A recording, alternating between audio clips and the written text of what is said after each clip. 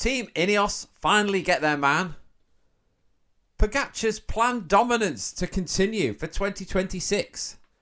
Have La Vuelta organisers gone too far this time? And we take a look at some of the new kits for 2026. Welcome to the Ride and Thrive podcast with me, your host, Dave Shields. Okay, folks, the last one of the year. It's New Year's Eve as I'm recording this, so it's the last one of 2025, and we've got some cycling news to start the year with. Now, we're starting off with Team INEOS finally getting their man Oscar Onley. Now, this was been widely reported and rumoured. In fact, I mentioned it in my last podcast maybe a couple of weeks ago. Yeah, it has been widely rumoured, and they made a press release on the 23rd of December, I believe it was, to say that it had been made official and Onley had been welcomed into the INEOS fold. So this is quite an exciting move. I think that I mentioned last time that a lot of teams have been in for Onley after his amazing season for 2025. But he is a Brit lad, he's Scottish, and I think he wants to be part of a British team, so hence why he's gone to INEOS. Now, it was no surprise, really, because Picnic Post have been struggling for a bit of cash, and I think INEOS have bought out the last 2 years of his contract. He still had 2 years to run, Onley did, and they've given Picnic Post a welcomed £6 million or euros, I'm not sure. So yeah, a lot of cash anyway, so that would have been welcome. So it seems like Picnic Post have sacrificed the man for the better of the team, really. So hopefully they'll be able to survive a few more years in the top tier. Now, it's thinking that the thinking is that INEOS are going to build their team around Onley as a GC contender. So that's quite exciting. So he's only 23 as well, so he's hopefully got a glittering career, and this will see the kickstart of INEOS back to the top again, where they belong, really, in my eyes. I think it'd be great to see them up there, the British team. So well done to INEOS for getting their man. We'll keep an eye out for Onley and see how he progresses into 2026. Okay, the next up, again, another story that I've reported on recently. Got a bit more meat on the bones of this story. So Pogacar's is planning his dominance of 2026. So he has been confirmed to race in a number of races. Ones that he has not won before, I think, are going to be a priority. So he has been confirmed for Strade Bianche, Milan-San Remo, and Paris-Roubaix and Liège-Bastogne-Liège, amongst other races as well. They're one-day races and stage races as well. More interestingly, Tour de Romandie in April and the Tour de Suisse in June. Now, the Tour de Suisse is normally the forerunner for the Tour de France, and obviously he will be racing it in the Tour de France as well. Now, it's a bit early to be saying whether he's going to ride La Vuelta. Again, it depends on what shape he's in after the Tour, so we'll wait to see on that. Now, I think his main objectives for next year will be Paris-Roubaix, which is not one, and Milan-San Remo as well. So we'll keep an eye on that. But exciting to see him racing. And we'll see if his dominance can, and if anyone can touch him next year. That will be interesting to see.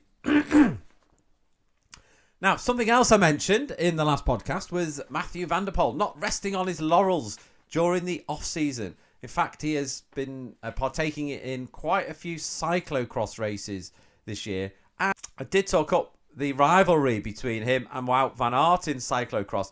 However, it's not really come to pass, that rivalry, because he has been so dominant, has Mathieu van der Poel, and he's basically won all the races that he's entered.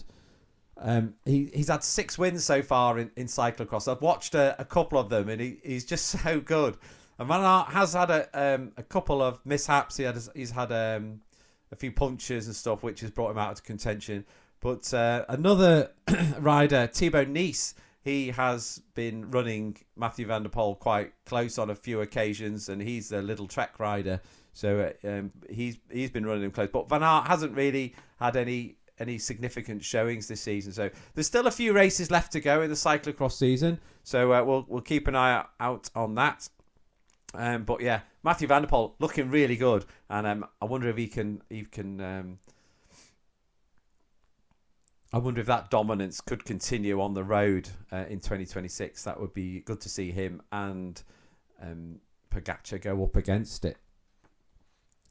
Okay, so we have got some new kits for 2026. Now, I've had a look at these, and I'm going to start with INEOS.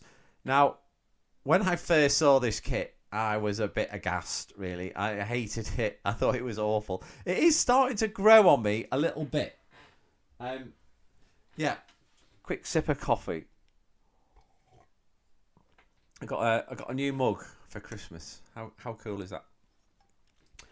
Yeah, so so I don't know. I didn't like it. I didn't like it at first.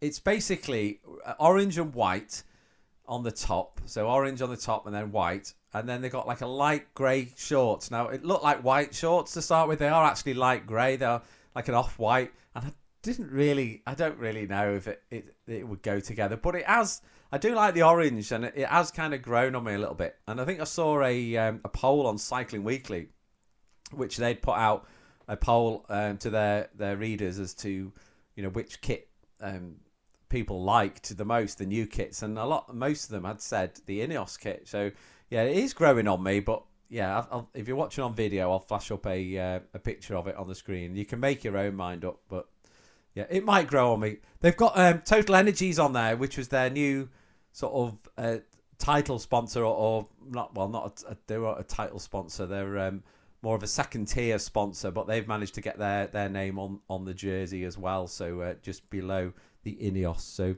yeah, We'll see how that grows on me throughout the season, but I do support the team, so I'll probably it will grow on me that kit. Lidl Trek next, and with Lidl buying out the majority share of Lidl Treks, they have shown this in their new jersey, so they have got their logo directly prominently right on the front of the jersey. It is more of a blue, and it reflects the Lidl colours as well. So I think it looks quite nice. I do like the team, and I like this new kit as well. Now, they've also got a new sponsor, which is Service Now, and they've got their name on the jersey as well, just below the Lidl sponsor logo. And Service Now, I think they're an AI company, so they're like an AI partner for Lidl. So they've got their name on the jersey along with obviously Trek as well. But I'll flash another picture of that one up on the screen so you can make your own mind up with that one. I quite like that one. Now, there's been a few other new kits, but I'm just going to cover the brand new kit of NSN Cycling, which is the team for the Israel Premier Tech, what they used to be called. Now, they've got like an orange and light blue squares, like checkered with dark blue shorts. And I like that one as well. I like the orange and blue. I thought that was just an excuse to put that picture up to see that one. And I quite like that. I like that kit. Okay, so finally then, we have got the La Vuelta route for 2026. That has been revealed to much fanfare. And it's come in for a bit of criticism. Now, it starts off in Monaco and then crosses over Andalusia into northern Spain over the first sort of few days. And then it proceeds to head to southern Spain, where it stays for most of the rest of the time. Namely 17 stages. So they've got 17 stages that are heading down towards southern Spain. And the criticism is that it's going to be bloody hot. So it's going to be really hard. So some more of the facts then. It's 3,275 kilometers. Now there are 6 full-on mountain stages, 4 sort of medium mountain stages, 4 flat stages, 4 hilly stages, and 2 individual time trials. And the finish is in Granada, not in Madrid as tradition would have it. So. Yeah, so we'll have to wait and see. It's a bit early to say who's going to target the Vuelta because it's the last Grand Tour of the season. It depends really in what shape riders are in. There has been some talk of maybe Pogacar going for La Vuelta, but I don't know if he'd fancy it in that heat after doing the Tour de France as well. It's a big ask for anyone to. So I don't know if anyone who would, who is going to be a serious contender for the Tour de France, that they're actually going to try and do La Vuelta as well. But we'll have to wait and see. But yeah, it is a brutal brutal route, and that heat is going to be searing. I've been in Spain in the summer, and it is 40 odd degree heat, and some of the mountain stages there, it's just going to be unreal. So we'll have to wait and see on that one. Okay, folks, so that's it. That's me wrapped up for this year, for 2025. I've got lots planned coming up for 2026. I've got lots of cycling videos coming up and sort of cycling news, how-to videos, all that kind of thing. So make sure that you are subscribed and fully paid up member of the channel. That is all appreciated. I love making these videos. So, to see that I just get, a handful of viewers is great for me. So, yeah. Have a great new year, folks. Don't go too mad, and I'll see you in 2026.